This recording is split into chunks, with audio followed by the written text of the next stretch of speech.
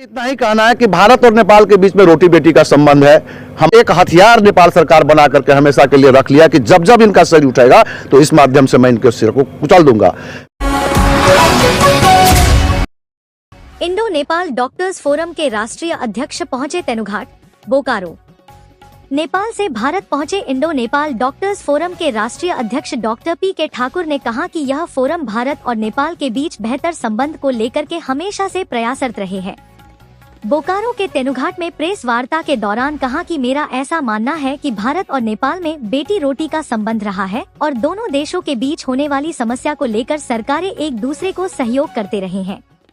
अभी वर्तमान में नेपाल में जातीय संघर्ष चरम पर है, जिसमें खस आर्य जिनके द्वारा लगातार वहां शासन रहा है, जो हमेशा से तराई क्षेत्र के मधेशी एवं दलित शोषित लोगों का लगातार शोषण करता रहा है।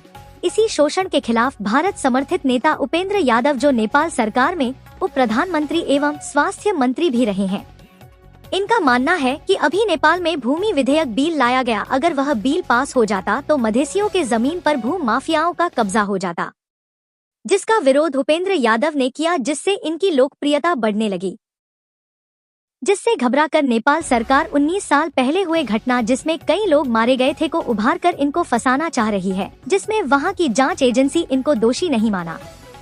इस मामले में फोरम के अध्यक्ष डॉक्टर पी.के. ठाकुर का मानना है कि भारत नेपाल का संबंध पारिवारिक है। दोनों देशों का बॉर्डर एक दूसरे से मिलता है।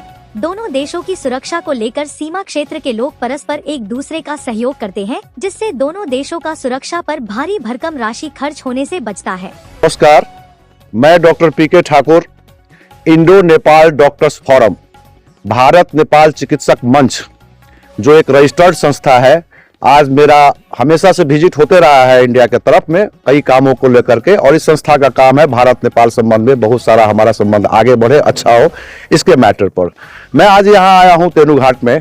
इसी क्रम में मेरा अपने कुछ पत्रकार साथी सबसे मेरी मुलाकात हुई, तो मैंने नेपाल के अभी जो सांदर्भिक बातें हैं उस पर मैं चर्चा करना चाहूँगा।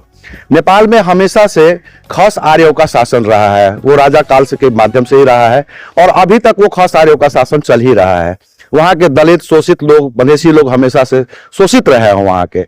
अभी के हाल के घटना में जो एक उभरता हुआ नेता है, जिसको भारत समर्थित नेता माना जाता है, जो उप प्रधानमंत्री भी रहे, नेपाल के स्वास्थ्य मंत्री भी रहे, जिनका कई बार विजिट भी वहां पर हुआ, यहाँ पर हुआ है, उन्होंने एक आवाज उठाया, भूमि अधिग्रहित बिल का विरोध किया, तो राज्यसभा में वो बिल पास नहीं हो सका।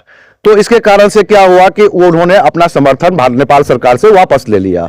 तो ये टाइमिंग देखिए कैसा है कि इसी टाइमिंग में आकर के 19 वर्ष पहले एक घटना हुआ था जन विद्रोह के समय में, जिसमें कुछ लोग मारे गए हुए थे। इसका चार्ज इन लोगों ने इन पर फ्रेम कर करके, और अभी चाहता है कि इनको मैं दमन के साथ में दबाऊं। मेरा कहना है कि ऐसे समय में 19 वर्ष पहले जो घटना हुआ, जिसकी छानबीन ऑलरेडी हो चुकी हुई है, जिसमें सुप्रीम कोर्ट के जज भी बैठे थे, हाई कोर्ट के जज बैठे थे, मानवाधिकार आयोग बैठा था, उसमें जब ये निर्दोष साबित किए जा रहे थे तो इनके रिपोर्ट को दबा दिया गया और एक हथियार नेपाल सरकार बना करके हमेशा के लिए रख लिया कि जब जब इनका सिर उठेगा तो इस माध्यम से मैं इनके सिर को कुचल दूंगा। मेरा भारत सरकार, मैं ये कहना चाह रहा हूँ कि इसमें आप नेपाल के मुद्दे को लेकर के भारत सरकार से क्या चाहें? मेरा ये इतना ही कहना है कि भारत और नेपाल के बीच में रोटी बेटी का संबंध है। हमारे बीच में न कोई वीजा न पासपोर्ट की जरूरत होती है। हम एक दूसरे जगह पर काम करते हैं, सारा बिजनेसमैन वहां भी है, यहाँ भी है, या वहां कुछ भी होता है ना, तो उसका प्रभाव जो इधर के मूल के लोग हैं ना, जो माने हिंदी भाषा भाषी हैं, मूल नहीं कहा जाए, हिंदी भाषा भाषी जो लोग हैं, उनके ऊपर में बहुत बड़ा प्रभाव पड़ता है। वो अपना चीज को रख नहीं पाते हैं। तो पड़ोसी मुल्क होने के नाते, बगल के होने के नाते, वहां पर यदि कोई डिस्टर्बेंस भी क्रिएट होगा, कल के दिन में कोई आतंकवादी भी घुसना चाहेंगे, तो हम लोग रोकते हैं उसको, ये मूल के लोग रोकते हैं, जिसके कारण से सुरक्षा हमारी बनी हुई रहती है। यदि हम ही डिस्टर्ब हो जाएंगे तो हम चाह करके भी यहां पर मदद नहीं कर पाते हैं, और ऐसे में हमको वहां के जो शासन प्रशासन द्वारा दबाया जाता है। तो जनभावना ऐसा होता है कि कोई हमारे यहाँ घुसना भी चाहे तो हम घुसने नहीं देते हैं, चाहे सीमा आधार का मैटर हो, तो चाहे किसी और का भी मैटर हो, तो हमारी कोशिश रहती है कि हमारा जनमानस उसको रोके। उसके लिए भारत सरकार की सुरक्षा की जरूरत नहीं पड़ती है वहां पर, और ये बहुत बड़ा कमी हो सकता है, बजट में कमी हो जाता है, इसके कारण से बजट उतना खर्चा नहीं करना पड़ता है। तो इसलिए मैं चाहूंगा कि भारत सरकार इसको अपने संज्ञान में ले कि हमारे लोगों के साथ वहां पर क्या हो रहा है, जो मधेसी मूल के लोग हैं उनके साथ क्या हो रहा है, उनके नेताओं के साथ क्या हो रहा है। मैं यही कहना चाहूंगा, और भारत सरकार के माध्यम से भी और यहाँ के जनता के भी माध्यम से, कि आपका जो बेटी रोटी का संबंध है, हमारा शादी होता है, विवाह होता है, खान पीन, कल्चर, एग्रीकल्चर, सोसाइटी, सारे चीज मिलते हैं, ये दूसरे के साथ नहीं मिलता है। नेपाल और भारत का संबंध विश्व का एक बहुत ही बड़ा उदाहरण है, जहां पर पासपोर्ट वीजा की जरूरत नहीं होती है।